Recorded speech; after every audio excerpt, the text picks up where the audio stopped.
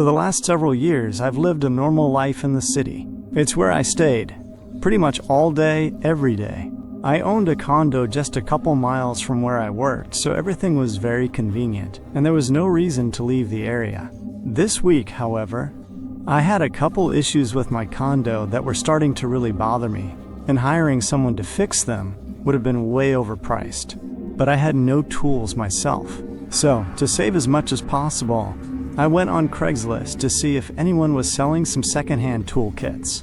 It was about time I got one. Anyway, surprisingly, there were a ton. Some were worse deals than others, but I just needed some basic stuff. So I kept looking until I found something that seemed decent. A lightly used toolkit with everything I needed for a respectable price. I sent an email, and within just 15 minutes, we were set to meet up. The guy said that I could come by his place and pick it up tomorrow, whenever I was available. I worked until 7, but I usually like to stay up anyway, so I was good with it. His address was pretty far, though, at least for me. It was 45 minutes outside of the city, in a very small town that I somehow had never even heard of. On the satellite view of maps, it looked like just 100 or so houses clumped up in one area. The following day after work, I made the drive out of the city. The roads were pretty empty, and honestly, kind of nice once I was away from all the buildings. It was well past sundown when I started getting close. It looked like mostly wooded areas, with just a few gas stations and shops around. The neighborhood I pulled into was sketchy, to say the least. All the houses were mixed in with the forest, and they were clearly very old. They looked like they had been there for over 100 years, and really hadn't had any renovations. Some looked abandoned, for sure. This had me a little put off as I continued through the wooded road, and finally got to the address the guy sent me. It looked no different than all the rest of the homes. Small, old, and barely standing. Although I felt a little uneasy about this neighborhood, it was in the back of my mind that I was very much from the city and wasn't used to places like this. So I thought it might not have been as bad as I was making it out to be. I parked on the end of the driveway and stepped out.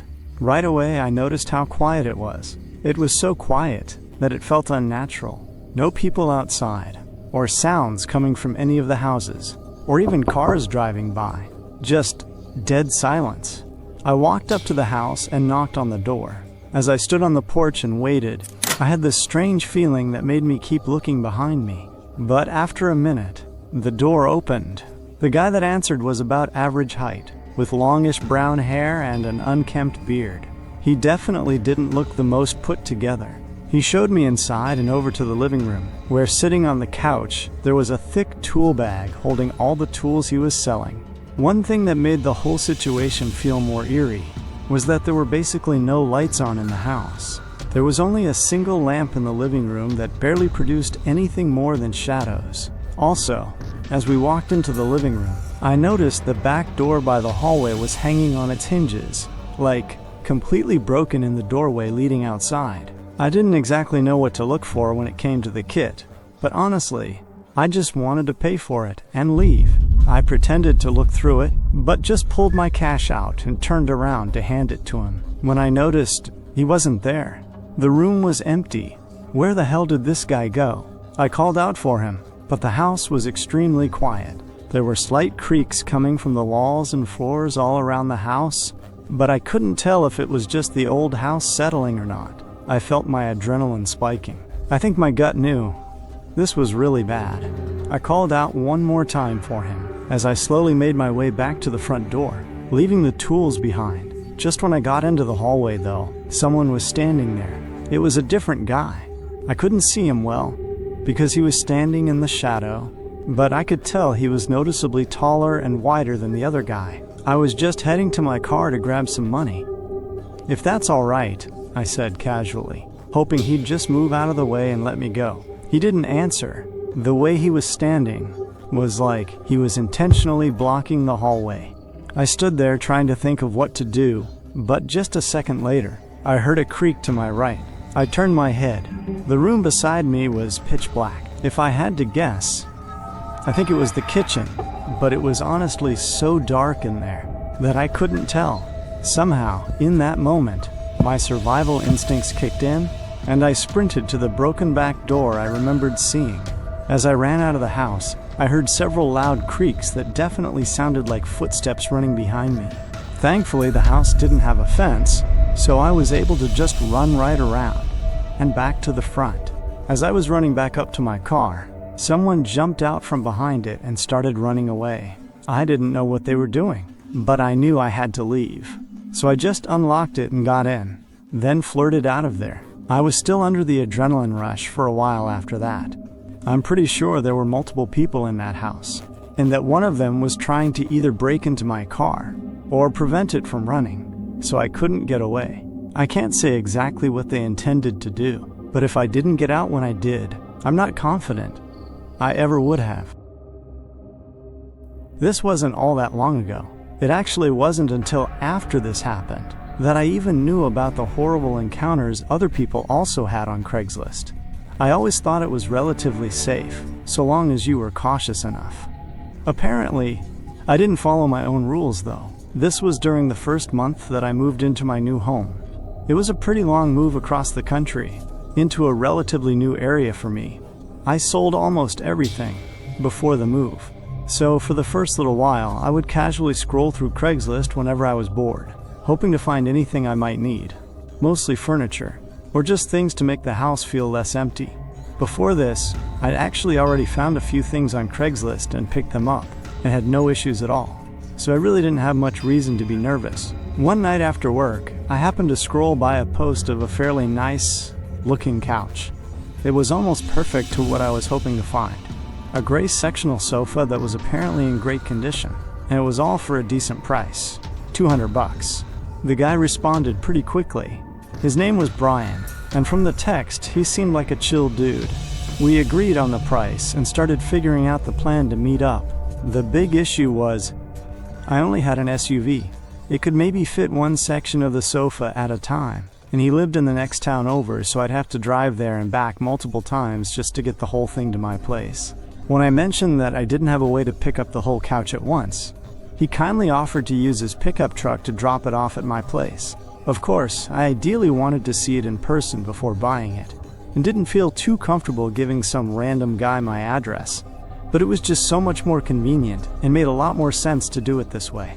And he wasn't pushy or weird about it in any way at all. He genuinely seemed like he was offering a solution. So, after a bit of thinking it over, I agreed. We were set for him to swing by my place at 5:30 the following day. I went to bed early, and in the morning I sent him my address, then spent the rest of the day cleaning the other rooms of the house. Once it got closer to 5:30, I stayed in the living room and watched TV, leaving the blinds partially open. At exactly 5:30, I saw headlights coming down the road. A few seconds later, a black pickup truck slowly passed by. As they did, I noticed there was no couch in the bed of the truck, so I figured it was just a neighbor or something, and continued waiting. However, just a few minutes later, that same truck passed by again. It was really strange. The way they slowed down, like they were looking at my house, or maybe even through the windows as they passed by, kind of just gave me an uneasy feeling, but I still figured it was nothing. I sent Brian a text making sure he was still on his way, then continued watching TV. After I sent that text, I didn't see any more trucks passing by outside. Even more strange, though, was that Brian never texted me back. He never showed up, or even updated me on anything.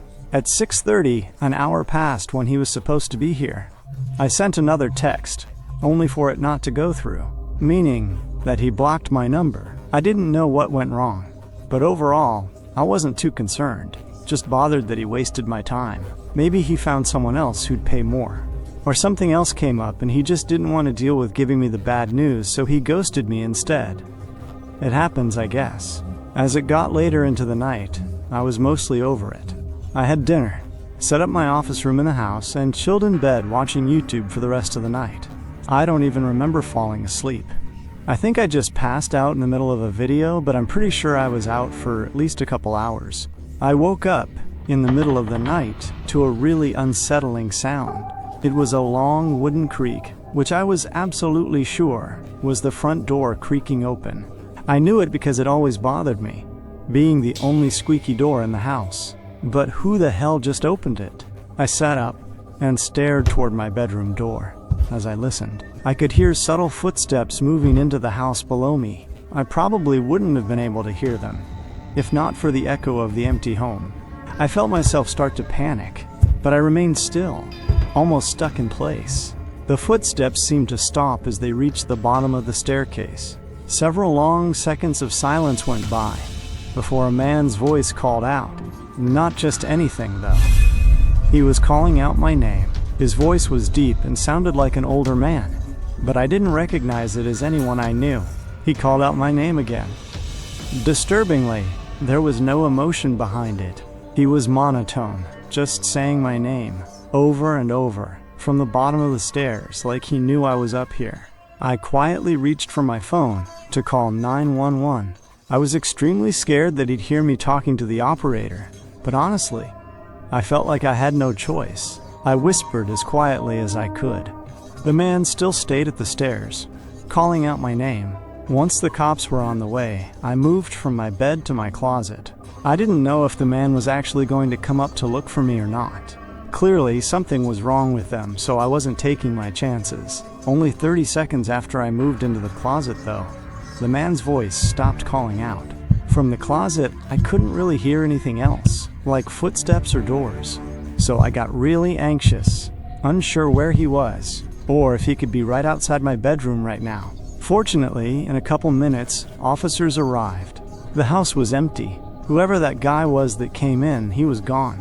I immediately told the officers about the Craigslist situation, because I was sure it had to be Brian. I'd just given him my address that day, and saw that truck suspiciously passing by earlier. I still had his phone number, so I felt confident they could track him down. But there were a few problems. When my messages weren't going through, it turned out it wasn't because he blocked me. It was because that number no longer existed. It was a dead line. There was no way to trace it back to him. And the second issue is that even if we figured out who he was, there wasn't any way to pin him for being the one that broke in. Still, I'm almost 100% sure it was the guy from Craigslist. I wonder if maybe he was planning to have me, or whoever responded to his listing, go to his place, where he was more prepared to do whatever it was he was trying to do. But for some reason, he thought he could still follow through with it at my place by breaking in. Maybe he overestimated himself. I really don't know. It's also really strange that he stayed downstairs and just called out my name. Anyway, the cops said it looked like he picked the lock on my front door, so I replaced it and installed a camera. I didn't really have the option to move, so I'm trying to take any precautions necessary. Nothing has happened since.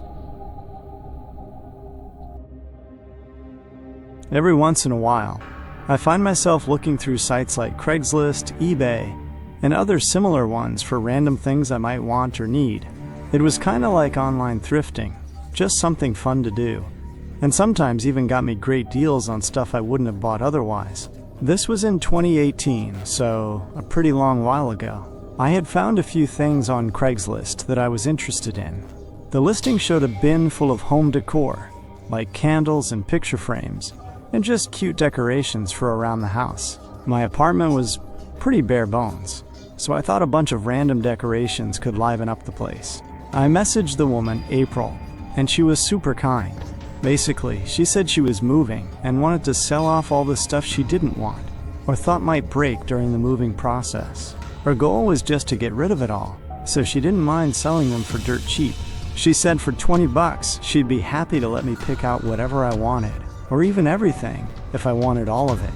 We agreed to meet at a nearby parking lot after she got out of work at 6 o'clock on a Thursday night. I got out of work at 5 o'clock that day, so I just went straight there from the office. The place we agreed on was a parking lot for a grocery store, which was pretty busy around that time. There were a bunch of people coming and going. I texted April what my car looked like and where I was in the lot, then just waited. It was the middle of winter, so I had the car blasting heat and was hoping she'd get here sooner rather than later. But I got a text just a few minutes after I got there, saying she was getting out late and was hoping I could possibly meet up closer to her. Obviously, this was a bit frustrating, but she seemed really sorry, and if it ended up saving both of us time, then I guess it wasn't too big of a deal for me to drive a little bit more. April sent over the address to another parking lot that was closer to her, so I just put the address into my GPS and started driving there. I hadn't been over to that side of town very much, so I wasn't sure exactly where it was taking me. The drive was about 15 minutes, even though it was only about 6:30 when I got there, because it was winter. The sun had already set, and it was fairly dark out.